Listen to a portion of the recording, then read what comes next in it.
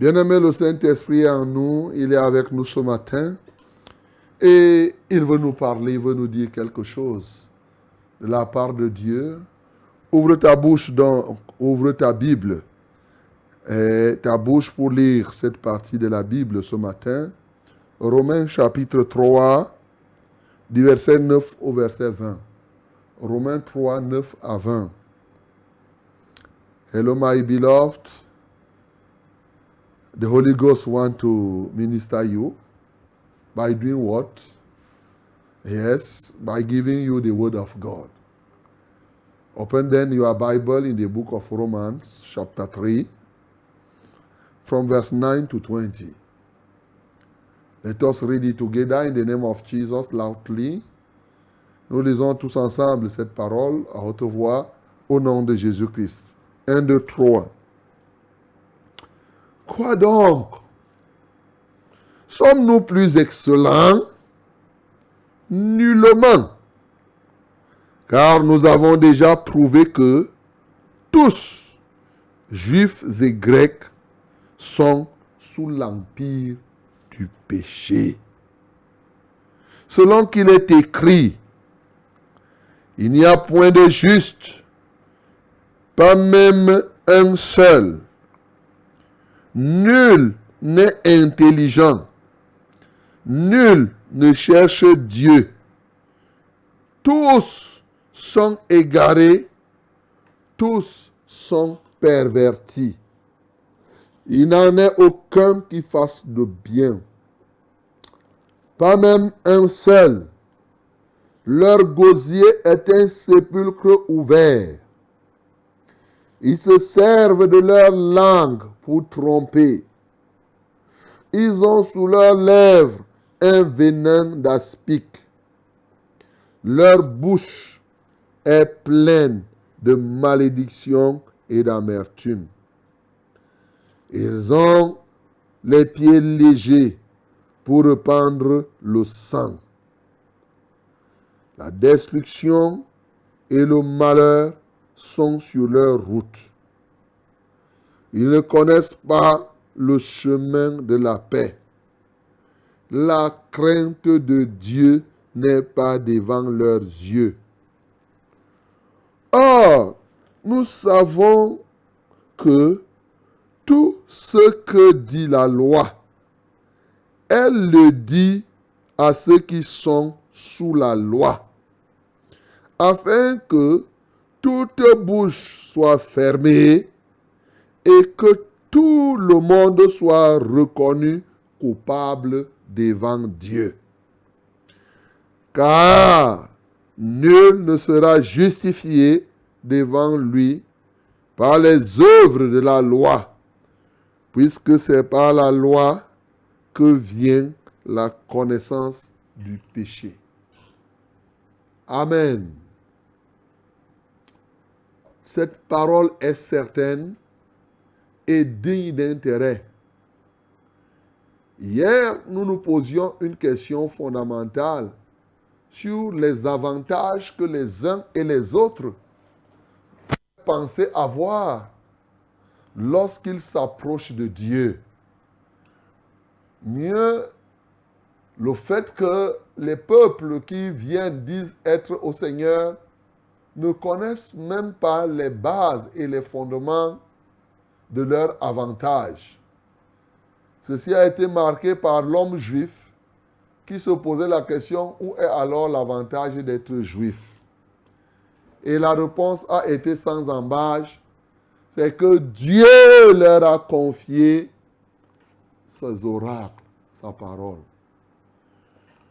Aujourd'hui, cette parole que nous venons de lire est déjà, comme nous le voyons, sous la forme interrogative d'entrée de jeu. Mais cette question n'est qu'une conclusion de ce que nous avons commencé à voir depuis le chapitre 1, où nous avons présenté les païens que j'ai appelés les païens bruts. Ensuite, nous avons présenté les païens civilisés. Et enfin, nous avons présenté les Juifs. Quand l'apôtre Paul dit ici, « Quoi donc? Sommes-nous plus excellents ?» Nous, là, c'est mis à la place de qui? Si tu ne comprends pas d'entrée de jeu pourquoi le nous là est mis, tu vas rater tout le reste. Nous là, c'est ça qui détermine tout. Beaucoup de gens se sont basés sur ce texte pour s'égarer davantage. Comme nous le verrons encore quand on va arriver dans Romains chapitre 7, quand il dit le mal que je ne veux pas faire, c'est ça que je fais, ainsi de suite.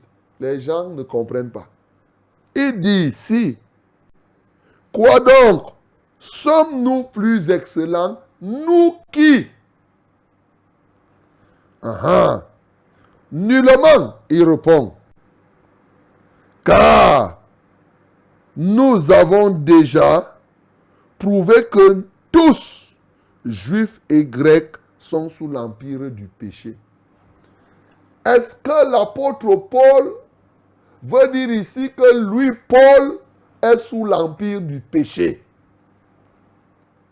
Parce que nous, comprends-nous, il dit nous avons déjà prouvé, car nous avons déjà prouvé que tous, juifs et grecs, sont sous l'empire du péché. Bien sûr, le nous qu'il dit ici, c'est le nous des juifs. Paul était juif. Mais s'il prend son côté simplement, sa nature juive, bien sûr, sa nature juive ne lui donne pas d'être supérieur ou plus excellent que les autres. Alors, que tu sois juif, que tu sois grec, tu es sous l'empire du péché. Le descriptif après, c'est les hommes qui sont sous l'empire du péché. Tu comprends ça?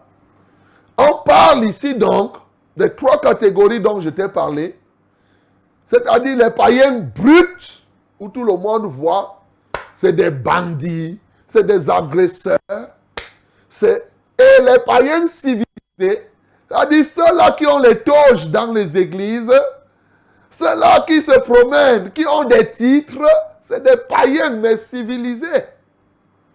Ils sont là, bon, au moins, ils ne passent pas, ils n'agressent pas les gens avec les couteaux directement.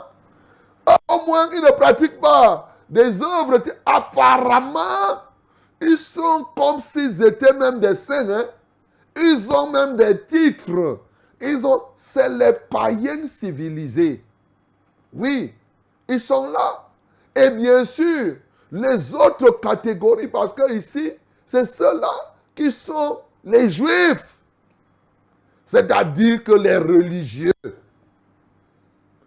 Bien-aimé, je vais te faire comprendre, avant de t'expliquer, la question fondamentale que Paul pose ici. Je vais traduire ça.